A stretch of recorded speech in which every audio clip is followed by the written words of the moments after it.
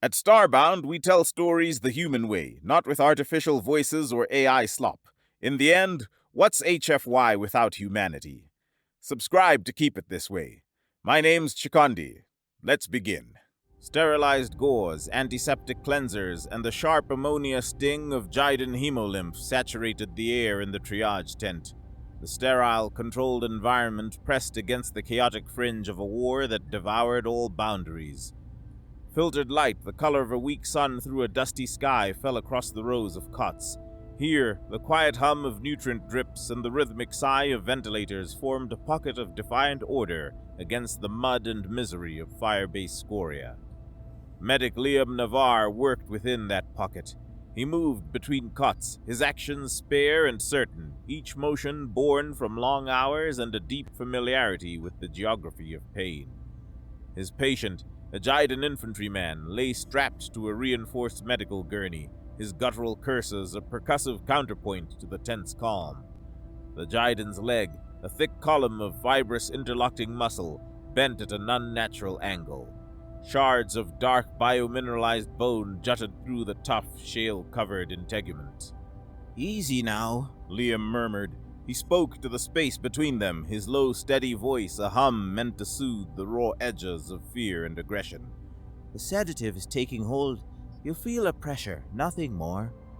The Jiden spat a string of harsh, clicking syllables. The universal translator clipped to Liam's collar rendered it as a series of anatomical novelties involving his maternal line. "Keep your hands off me, soft skin. Your weakness is a contagion. I would rather lose this limb to rot than accept pity." Liam continued his preparations, undeterred by the venom. He picked up a microsuture and a canister of bone-knitting foam. The Jiden's dermal plating was fascinating, layered like gray shale, cool and smooth to the touch except where shrapnel had cracked and splintered it. A high-gravity world and brutal existence had forged their robust physiology. It made them formidable warriors and challenging patients. "I'm offering treatment," Liam said, his attention on the wound. "It's my job." He cleaned the wound, irritating the torn flesh. The Jiden hissed, a sound of superheated air forced through a narrow vent, but the fight drained out of him, giving way to drug-induced lethargy. "Your job?" the soldier growled, lolling his massive head to the side. He fixed his deep-set eyes, lacking any visible sclera or iris, on Liam. "Your job is to kill me. We are at war." "My job is to mend the broken," Liam corrected. He reached for a small leather pouch tied to his belt. He loosened the drawstring and tipped a few dark seeds into his palm. A faint smell of mint and damp earth rose from them. Hidioma, a small, stubborn piece of home he carried with him everywhere. He held his palm out for the Jiden to see. "On my world, we have a promise, an oath. First, do no harm. That promise doesn't end where the battlefield begins." The Jiden stared at the seeds, then back at Liam's face, his lip plates curled in contempt. "You are all insane! You fight with one hand and heal with the other. It is a flaw in your design, a fatal weakness. Warlord Sarek will burn it out of you." Liam tucked the seeds back into their pouch. "Maybe," he said, picking up the bone setter. "Or maybe it's the only thing that makes any of this bearable." He aligned the tool with the fractured limb. "This is going to feel strange." He activated the device. A low thrum filled the air, and a faint blue light enveloped the Jiden's leg as he injected the foam, which hardened around the bone fragments, guiding them back into place. The soldier grunted, his body tensing, but held his silence. The medic worked on, his attention unwavering. A stubborn set to his jaw was the only hint of his relation to his sister, the Fleet Admiral. He believed in this work, and the fundamental truth that a life was a life, and his duty was to preserve it, regardless of its uniform. In the tense, sterile quiet, under the baffled gaze of an enemy, Liam Navarre upheld his oath. It was an act of faith in a universe that offered little evidence to support it. The illusion of peace shattered. A deep, resonant lurch began it, vibrating up through the field hospital's deck plates. The lights flickered once, twice, then winked out, plunging the tent into the eerie red glow of its emergency backup system. The ventilator's rhythmic sigh hitched, and the frantic alarm of failing systems took its place. Outside, the air tore apart. The percussive thunder of a Jidan orbital barrage walked its way across the firebase, each impact a seismic event that shuddered through the bedrock. The ground bucked, a violent living spasm. Metal groaned and tore. The shockwave threw Liam against a supply cart, the crash of medical instruments scattering across the floor. He scrambled to his feet, a disorienting tone screaming in his skull. "Report!"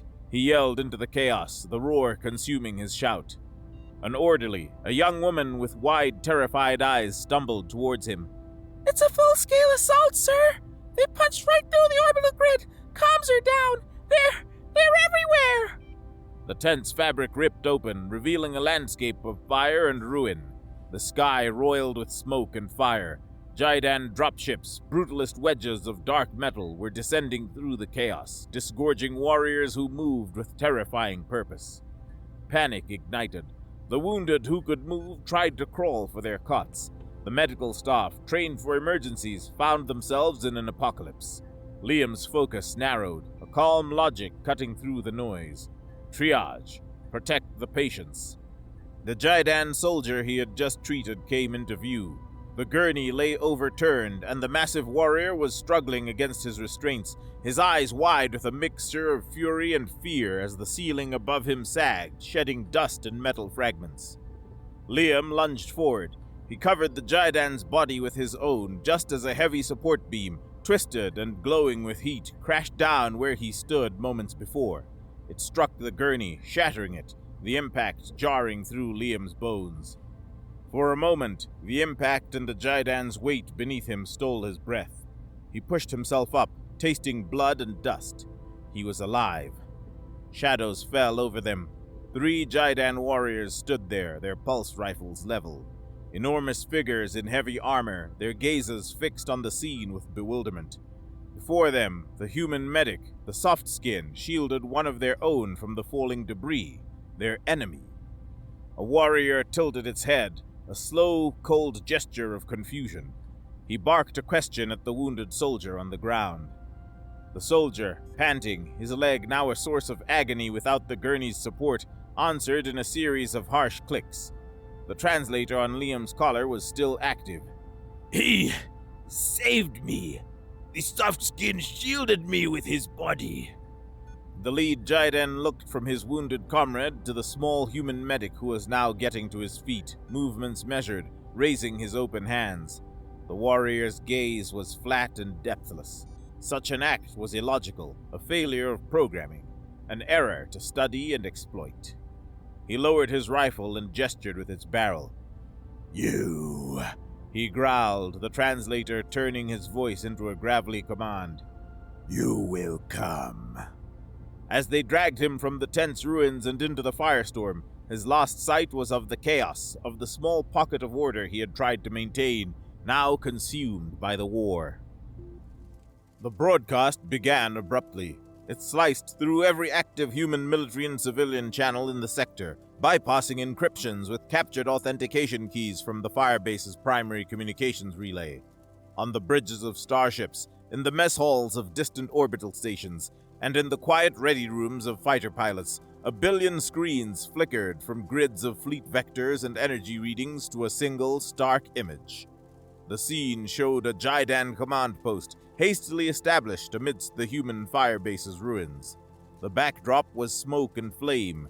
In the frame's center, Warlord Sarek stood, resplendent in his ornate matte black armor. He embodied the Jidan warrior ideal, tall, broad-shouldered, projecting an absolute, unshakable authority.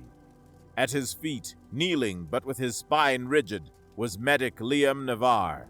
Bruises and grime streaked his face, his medic's uniform torn, but his expression was calm. He looked directly into the camera. Sarek let the image linger for a full 30 seconds. After a moment, he spoke. His voice, filtered through the broadcast, was a deep, resonant baritone laced with contempt. "Behold, The Human Federation's defenders. He began, his tone grand, almost pontifical.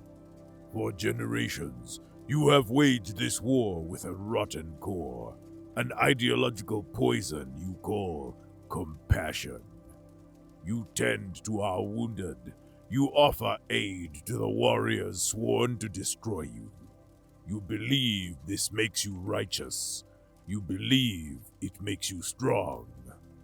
He paced around the kneeling human, a deliberate predatory circle. I am here to teach you the truth. Your compassion is a lie you tell yourselves to mask your terror of true conflict. It is a cancer, a weakness that has prolonged this war and cost countless lives on both sides. He stopped directly behind Liam. You send us your medics.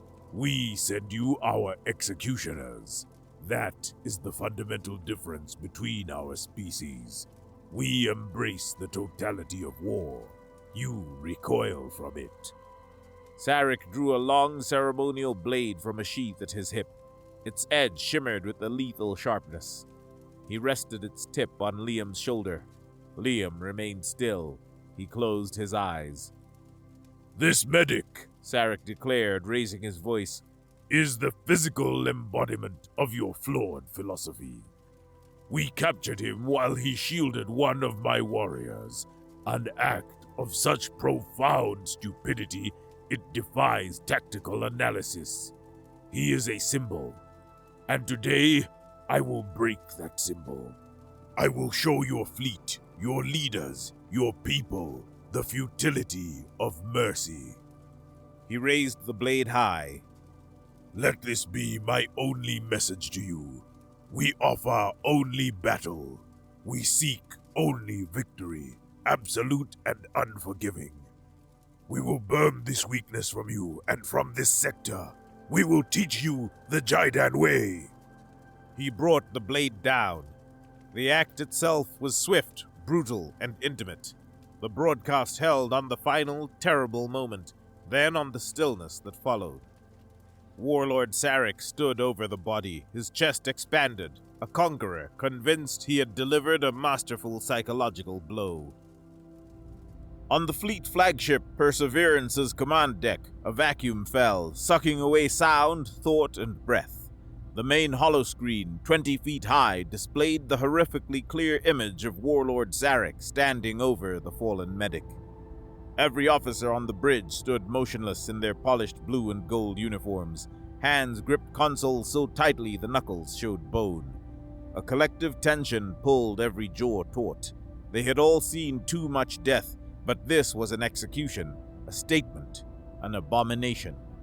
At the command deck center, in her raised chair, sat Fleet Admiral Kaya Navar. She remained motionless, silent. She held her breath. She fixed her storm-gray eyes on the screen. Her face, shaped by 50 years of service and combat, was a mask of cold, professional granite. The crew looked toward their consoles, anywhere but at her. Everyone in the command structure knew that the murdered medic, Liam Navar, was her brother, her only living family. They had watched him die with her, and the personal agony they could only imagine amplified the shared horror of that moment 1,000 times. They waited for an outburst, a scream of grief, a roar of fury. Her composure held. Kaya Navar watched the screen for 10 seconds, each second distended, stretching into a painful eternity.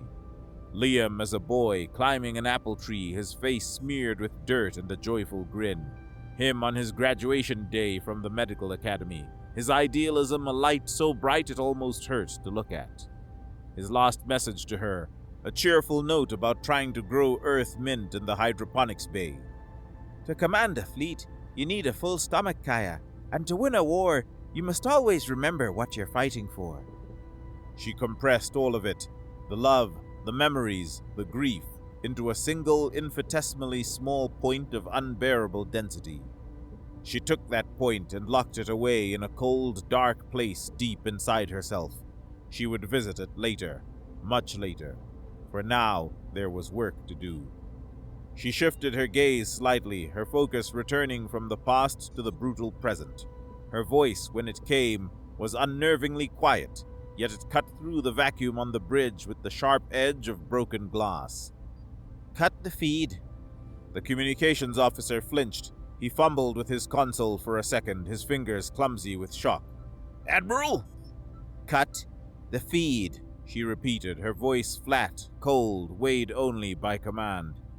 The screen went black. The silence that remained was somehow heavier. Kaya rose from her chair, her motion fluid and deliberate. She swept her gaze across her bridge crew, meeting and holding each officer's eyes for a paralyzing second. "Seal the command deck. Restrict all transmissions to this channel. Signal Red Alpha 1 to the fleet. Full combat readiness. All ships hold position. Acknowledge." A chorus of shaky, "Aye, Admiral," came from the crew, who were now moving with desperate energy, glad for the release of action. She turned to her executive officer, her expression unreadable. "Commander, summon the council. My briefing room. 5 minutes." She turned and walked toward her ready room. Her posture was straight, unyielding. The doors hissed shut behind her. The Perseverance's briefing chamber was a theater of cold light and stark geometry. A large circular holotable dominated the room's center, dormant. Around it sat the 3rd Fleet's senior command staff, the gruff, barrel-chested master of ordnance, the whip-smart head of fleet intelligence, the stoic marine general, and a dozen other officers whose combined experience represented centuries of warfare. Admiral Kaya Navar sat at the table's head, a point of stillness in their collective fury. She remained silent after entering the room. She steepled her hands before her, scanning each face as they spoke. Their words were fire. "A decapitation strike!" General Orlova, the Marine commander, snarled, her fist clenched on the table. "We know Sarek's command location. My Reavers can be on the ground in 90 minutes. We'll bring him back in a cage." Too subtle. Countered the ordnance chief, a man named Voronov. This requires a statement. His fortress world, Vorash. We have 300 fusion warheads in our magazines. We can crack that planet's mantle, turn their seat of power into planetary debris. Saturation bombardment of every major military installation in the system, offered the head of fleet operations. We hit them everywhere, all at once, overwhelm their CNC, let them choke on their own hubris. They went on, each proposal a variation on the same theme: brutal, overwhelming, and immediate retribution. Kaya listened to it all, her expression unchanging. She let the fury wash over the room. They were angry for her as much as for the medic, trying to offer her vengeance, a remedy for a wound beyond their comprehension. The proposals dwindled.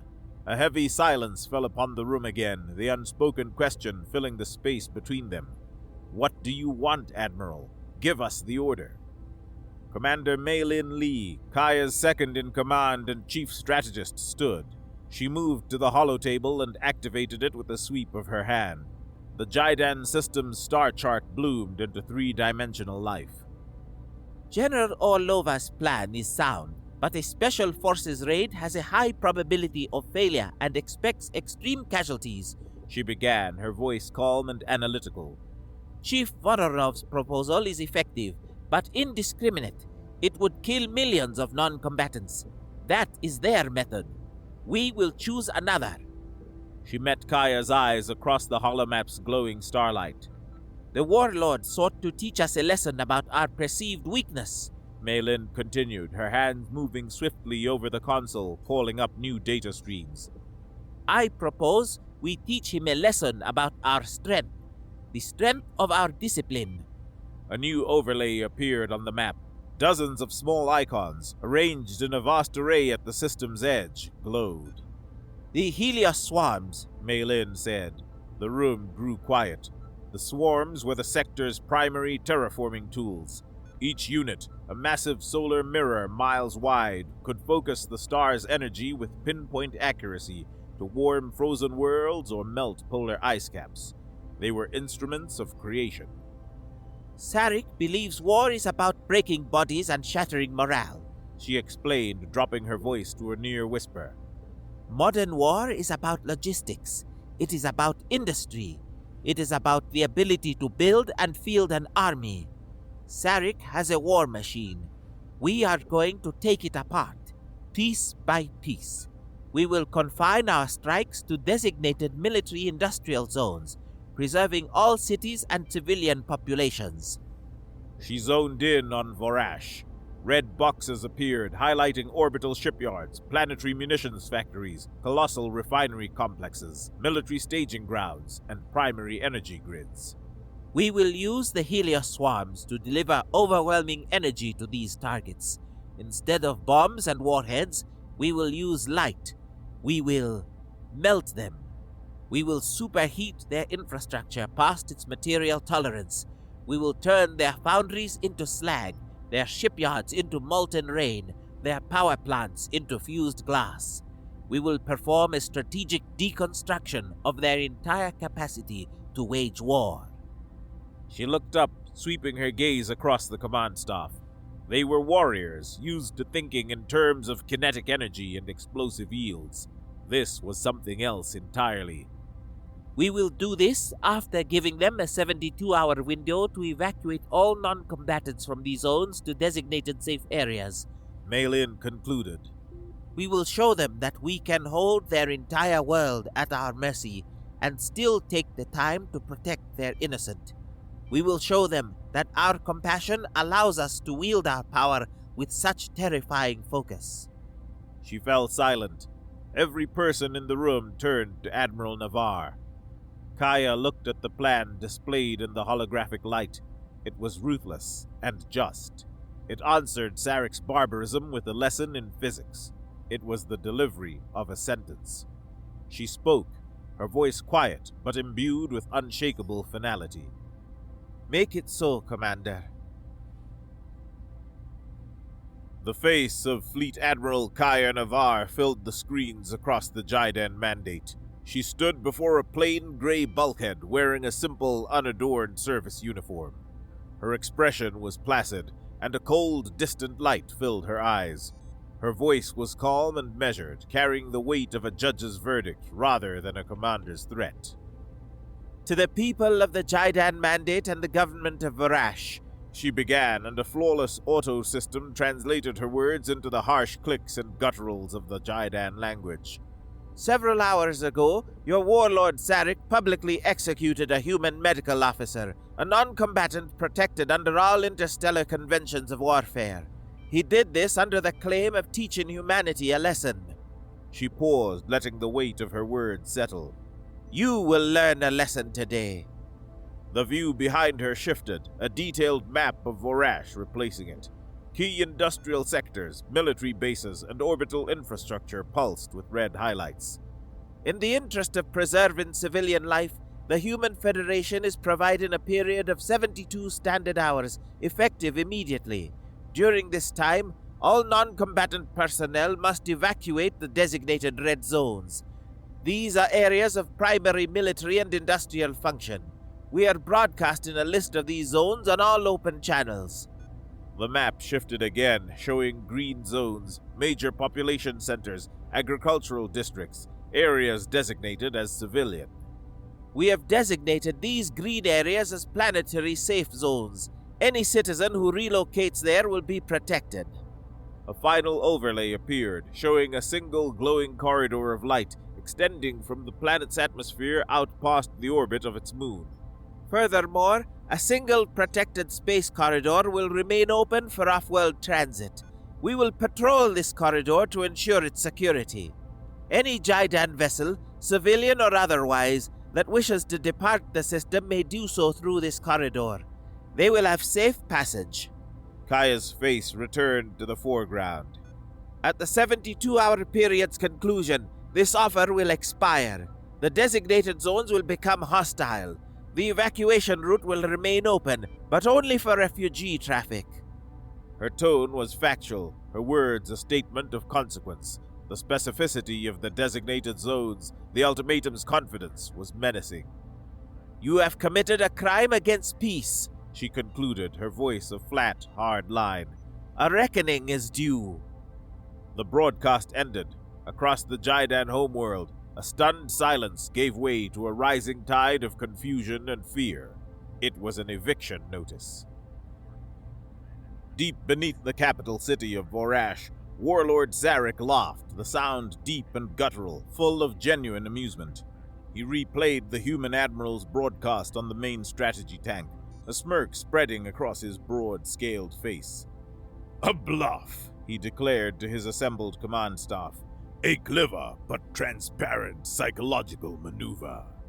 His officers, including the observant Sub-Commander Pellin, shifted uncomfortably. The specificity of the human message was unsettling. Sarek gestured dismissively at the screen. Study their history. Read their doctrinal analysis. Their psychology prevents this kind of action. Their sentimentality binds them. Their commitment to protecting civilian workers in those factories is absolute. They build their entire philosophy on protecting the innocent. He paced the command center, his heavy boots thudding on the metal floor. This is a classic fate. They want to create panic. They want to disrupt our production schedules with a mass exodus of our labor force. They hope we will cripple ourselves by complying with their absurd demands. It is a war of logistics, and they think they can win it through threats alone. Pathetic. A senior commander cleared his throat. Warlord, with respect, the specificity of their target list is comprehensive.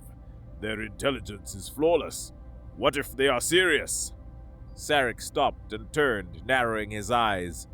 If they are serious, then it is a gift, he hissed. They have announced their targets. They have told us where they intend to strike. What kind of fool telegraphs their every move? He jabbed a clawed finger at the tactical map. And they think we will allow our workforce to walk away, to abandon their posts, to cede the heart of our war machine? He smiled, a chilling display of sharpened teeth. No, we will show them the true meaning of strength. We will show them the flaw in their compassion. He turned to his communication officer. Issue a system-wide decree. Declare any Jaidan citizen who abandons their post in a military or industrial zone a traitor. Consider any attempt to flee toward the safe zones an act of desertion. The punishment is death. The officers exchanged uneasy glances in the ensuing silence. Pellin's stomach coiled. This was beyond the harsh martial law of their culture. This was monstrous. Sarek swept his gaze over his officers, daring any of them to challenge him. Our people are a weapon. Their presence in the factories and shipyards is a shield. The humans believe they are merciful. Let us see if their mercy extends to firing on the people they claim to protect. They will hesitate. Their command structure will fracture over the morality of it. And in that moment of weakness, we will strike. He turned to his fleet commander. Prepare the interceptor fleets. When the humans show their true, cowardly nature, we will gut them. He leaned back, supremely confident, convinced of his own strategic genius. He had created a coerced human shield on a planetary scale. Chaos gripped the surface of Varash. The human ultimatum, intended to save lives, became a death sentence delivered by Jaidan hands. Word of Warlord Sarek's decree spread with viral speed. Panic, a low simmer, erupted into a full-blown boil. Millions of workers, engineers, technicians, foundry operators, dockloaders found themselves trapped. Their human enemies had offered them a path to safety, and their own leader had barred the way. The first attempts to flee were small, desperate trickles. A family trying to slip out of a munitions complex under the cover of darkness. A group of refinery workers attempting to make a run for the nearest safe zone. Miles away across the arid plains, their own military met them. From his forward observation post on the primary shipyard's outskirts, Sub-Commander Pellin watched the horror unfold through a high-powered scope. His task was to enforce the blockade on evacuation route Gamma-3. Below him, a crowd of several thousand civilians had gathered, pressing against a checkpoint his soldiers held. Families carrying small bundles of possessions, their faces etched with fear and confusion, chanted in a desperate plea. "Let us pass! We are loyal! We serve the mandate! Helen's orders were clear. Use whatever force necessary to disperse them. His commander, a hard-faced officer who worshipped Sarek's philosophy, stood beside him. They test our resolve, Sub-Commander. Make them see their folly. Pellin watched as the crowd surged forward. A shot rang out from the line of soldiers, a warning shot fired into the air. The crowd recoiled, then pushed forward again, a greater fear propelling them. The commander gave the order. Fire on them! A chill seized Pellin. Sir, these are our people. They are traitorous elements corrupted by human propaganda, The commander snapped. Fire, or I will have you shot for insubordination! The soldiers on the line, products of the same brutal doctrine, obeyed. The sharp crackle of pulse rifle fire echoed across the dusty plaza. The crowd's front ranks crumpled. Screams of terror and agony replaced the desperate chants. The mass of people broke, stampeding away from the checkpoint, trampling their own in their haste to escape the soldiers meant to protect them. Pellin fought down a wave of nausea. He looked up at the sky. High above, the human fleet hung in silent, patient orbit. Their weapons were cold. Their ships held their positions with an unnerving stillness. The gunfire echoing across his world came from his own people. He witnessed a paranoid, self-devouring madness. The humans had offered a choice, a chance for the innocent to step aside. It was Sarek who had decided all were either tools of war or traitors. He looked at the bodies strewn across the plaza, at the weeping families fleeing back toward the industrial heart he was meant to guard. A terrible thought bloomed in his mind, an ideological heresy. Who is the monster here? The final seconds ticked away on the Perseverance's bridge. The main holoscreen showed a simple, elegant chronometer, its numbers counting down to zero with relentless accuracy. Every officer stood at their station, their movements economical, their faces grim. The low thrum of the ship's power systems vibrated through the deck. This was the somber solemnity of an execution. The timer reached zero. A single soft chime echoed through the bridge. The 72-hour window closed. Commander Mei-Lin Lee stood at the master tactical console, her posture perfect. She turned to face the command chair where Admiral Kaya Navar sat, a statue carved from grief and duty. Admiral, Mei-Lin reported, her voice steady. the 72-hour period has expired. All human evacuation corridors remain clear. Planetary safe zones are stable. The Gidans have blockaded their own civilians within the designated target zones. Orbital and atmospheric reconnaissance confirms Warlord Sarek's forces have fired upon and killed more than 4,000 of their own people attempting to flee. Kaya met her gaze, her own steady. The news settled, a heavy weight in the room. Mei-Lin continued, dropping her voice a fraction of a decibel.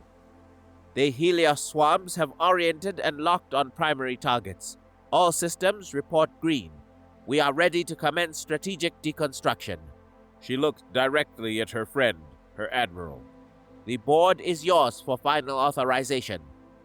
This was the moment, the final step. Kaya Navar looked away from Mei-Lin, her gaze sweeping over the tactical holomap. It was a web of red lines and boxes, a map of an entire civilization's capacity for violence.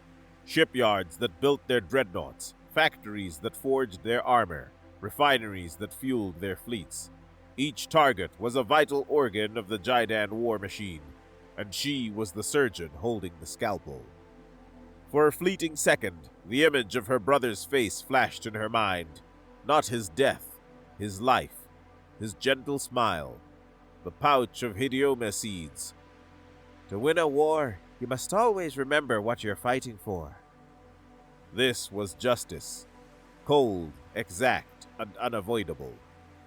She took a slow, deliberate breath, the first to reach the bottom of her lungs in 3 days. She met Mei-Lin's gaze. Her eyes were clear, focused into a single hard point of light. Mei-Lin, she said, her voice quiet but carrying to every corner of the bridge. Execute. Far out at the system's edge, beyond the most distant planetoid's farthest orbit, something vast and silent moved. The Helios swarms, each unit a shimmering hexagon miles wide, pivoted in the void. They were mirrors, not weapons. They had thrusters for orientation. But they were the largest and most perfect mirrors ever constructed by human hands. In unison, guided by a single chilling command, they angled themselves toward the Vorash star's brilliant glare. They caught its light, its endless torrent of photons, and shaped it. Subfield projectors on the surface of each mirror aligned the waves of light, focusing them from a diffuse, life-giving warmth into something coherent, something weaponized.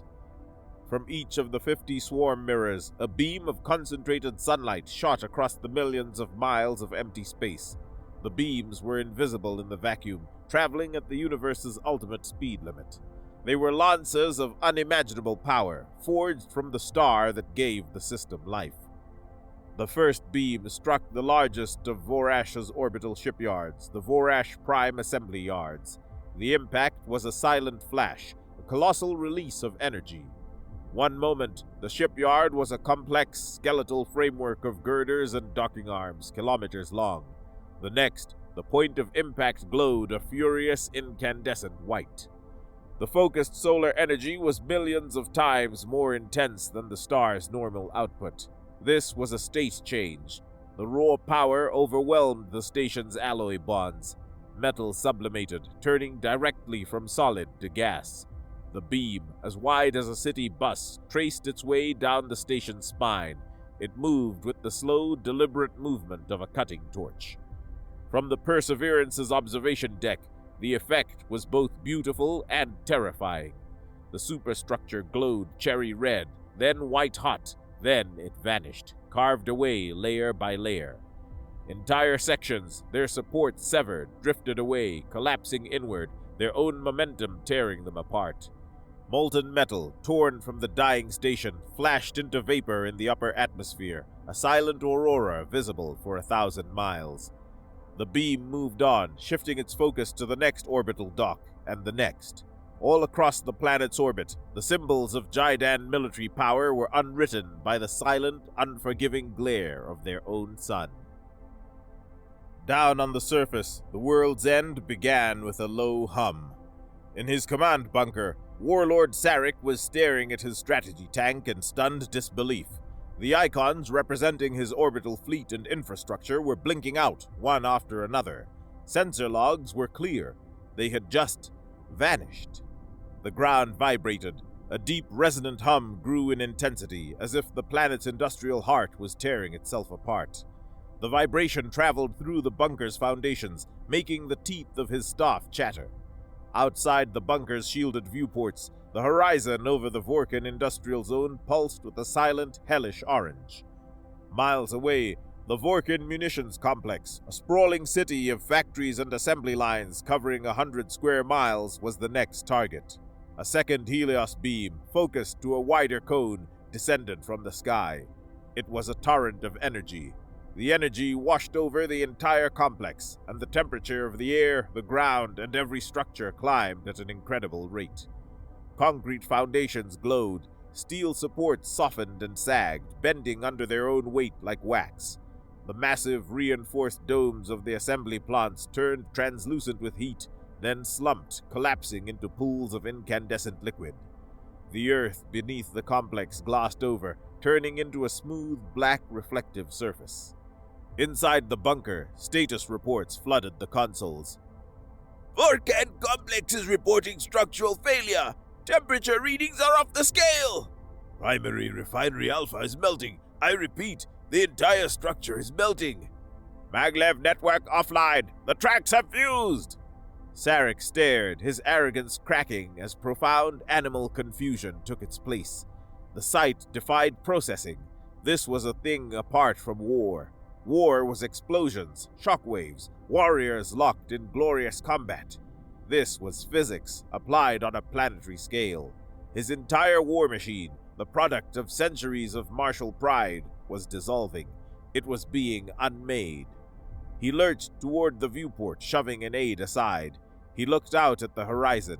The distant mountain range that housed the planetary power grid was now glowing, its peaks silhouetted against the sky lit by the unreal orange light.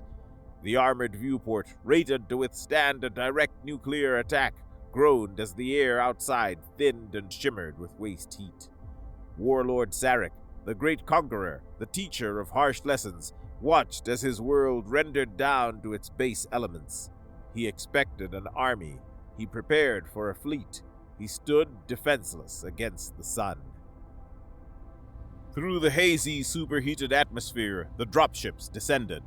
They were heavy-duty marine transports, their hulls coated in ablative shielding to withstand the hellish temperatures. They moved with a calm, deliberate purpose, their engines a low thrum against the backdrop of a dying industrial world. The human marines came to apprehend, their mission one of capture. Their targets were the command and control centers, the nerve centers of the Jaidan military. Minutes before the ground teams launched, the fleet's escort destroyers moved into low orbit. Their point defense cannons, typically used to intercept missiles, lanced down with focused energy pulses. They traced power conduits, boiling the lines within their shielded casings, and vaporized communications arrays with surgical precision. The bunkers were now just tombs of dark, powerless metal, cut off from the world. A dropship landed with a single hiss of thrusters, 100 yards from the entrance to Sarek's primary command bunker. The main blast doors, designed to withstand a siege, stood inert. A small team of Marines, clad in environment-sealed armor, blew the emergency lock with a single plasma charge and entered. The eerie red glow of emergency chemical lights lit the bunker. The stale air was thick with the scent of fried electronics. Jaidan officers slumped at their dark consoles, their faces blank with shock. Their world unraveled in a matter of hours, and they met its end without firing a single shot.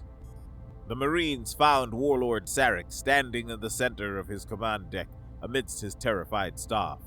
His ornate armor was just armor. His ceremonial blade was just a piece of metal. His authority had evaporated with his infrastructure. He stood there, utterly bewildered, a king of ash and slag. He looked at the human Marines as they entered, their rifles held at a low, professional ready. He braced himself, his fists clenching. The Marine sergeant in command raised his hand. "Warlord Sarek," he said, his voice calm and amplified by his helmet's external speaker. "By the Human Federation's authority, you are under arrest for crimes against the conventions of war." Sarek just stared. He built an empire on absolute force. Defeated by an opponent who fired no shots at him, he became a subject of legal proceeding. Physics and bureaucracy had undone him. The second broadcast was different from the first. It was an accounting. Transmitted on all channels, human and Jaidan alike, its signal clean and unavoidable. The camera showed a makeshift tribunal. The setting was a cavernous, hastily cleared-out hangar bay on the Perseverance. The lighting was stark, functional. In the foreground, sitting behind a plain metal desk, was Admiral Kaya Navar. She wore the same simple uniform, her face grim and resolute. Here, she was a judge. To her side sat Commander Mei-Lin Lee, acting as prosecutor. In the hangar floor's center sat the accused, Warlord Sarek, and 20 of his senior command staff. They sat on simple benches, unconstrained, stripped of their armor and weapons, looking small and defeated under the harsh lights. This was a public record, a formal accounting. Mei-Lin Lee began the proceedings, her voice as calm and measured as it was in the briefing room. This tribunal convenes to address violations of the Interstellar Articles of Conflict, specifically those pertaining to the treatment of non-combatants and the execution of protected medical personnel. A larger screen behind her flickered to life. Exhibit A, she said. The raw footage of Liam Navar's execution played for all to see. The sound of Sarek's arrogant pronouncements filled the hangar, followed by the terrible, swift finality of the act. Mei-Lin let the final horrific image linger for a moment before cutting the feed. The evidence of the primary war crime is clear, she continued, her tone firm. The accused, Warlord Sarek, not only ordered this execution, but broadcast it as a statement of policy. The screen changed. It now showed satellite imagery of Vorash. Heat signatures and crowd density analytics were overlaid, showing the mass gatherings of civilians at the checkpoints. Exhibit B, analysis of the 72-hour evacuation period. We will now play captured Jaidan military communications from this time. A voice filled the hangar, the harsh, guttural voice of a Sarek commander. The warlord's orders stand. No one crosses the line. Use lethal force to disperse the traitors. The sound of pulse rifles firing into a crowd followed. Mei Lin presented the data, the casualty counts, the locations, the exact times that corresponded with Sarek's decree. She built her case with cold, verifiable facts. She dismantled his legacy with the same focus she had used to dismantle his war machine. Sarek watched, his expression shifting from defiance to a sullen, impotent rage. The prosecution calls its final witness, Mei Lin announced. From the hangar's side, a figure emerged, escorted by 2 human marines. It was Sub-Commander Pellin. He walked freely, his head held high, though his face was a mask of shame. He had surrendered to the first human patrol he encountered during the ground operation, providing them with his command codes and full testimony. He took the stand, a simple chair placed opposite the judge's table, and faced his former leader.